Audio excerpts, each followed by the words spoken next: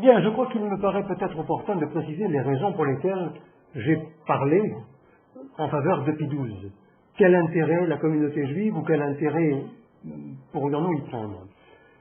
Je voudrais vous dire que j'ai pris cette décision parce que il est de notoriété publique maintenant que si on veut être dans le vent, dans le sens de l'histoire, il faut être contre le pape Pie XII qui a été collaborateur des nazis pendant la guerre. Je ne vois pas l'intérêt qu'il y a au mensonge parce que ce n'est pas vrai. Ce n'est pas vrai et je n'ai pas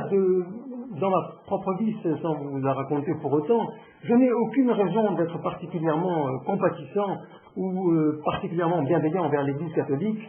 J'ai écrit il y a quelque temps un ouvrage, La vocation antisémite, où je montre que toutes les formes d'antisémitisme en Occident ont pour origine la doctrine de l'Église. Par conséquent, je ne suis intervenu pour défendre Pie XII parce qu'il me semble l'objet d'ignominieuses attaques, et je ne comprends pas comment des témoignages aussi magistraux que ceux de Golda Meir, qui est une grande dame dans l'histoire d'Israël reconnue, je pense, par tout le monde comme telle, des témoignages comme ceux d'Albert Einstein, des témoignages comme ceux de Pinchas Lapid, je ne comprends pas que nous soyons dans un temps où la vérité soit occultée à l'avantage du mensonge, du parti pris en tout cas. Pie XII n'a pas été le pape qu'on nous dit qu'il a été, et je dirais même que du point de vue de l'histoire des papes, il est probablement celui qui a sauvé le plus de juifs en période de persécution. Je pense que Pie XII a été le grand pape, et ce n'est que par, soit dit en passant, une pièce de théâtre qu'en 1963, tout va basculer. Permettez-moi de dire à ce sujet qu'il est quand même singulier qu'une simple pièce de théâtre, Le Vicaire de Rolf Koschick, publiée en 1963, soit de nature à renverser complètement le courant favorable à l'égard de Pie XII entretenu par des personnes aussi illustres. C'est quand même singulier. Alors il faut que vous sachiez qu'il y a une affaire dans l'affaire, c'est que Pie XII était farouchement contre le bolchevisme, comme il disait, le communisme, et qu'on suppose que Rolf Koschick a été parachuté par les services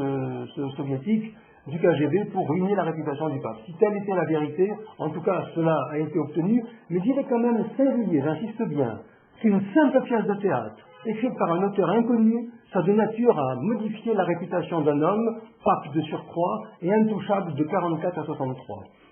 Et je me permets de revenir sur ce que je disais tout à l'heure en le développant un tout petit peu, c'est que les témoignages qui sont arrivés, qui ont été publiés entre 44 et 63, à l'avantage de Pie XII, ne l'ont pas été en réponse à une campagne de suspicion ou à une campagne d'accusation, mais que spontanément, ils ont été exprimés en reconnaissance à ce pape pour les actions innombrables, dont nous n'avons d'ailleurs pas encore le détail, mais les actions qu'il a entreprises, il les a entreprises au péril de sa vie.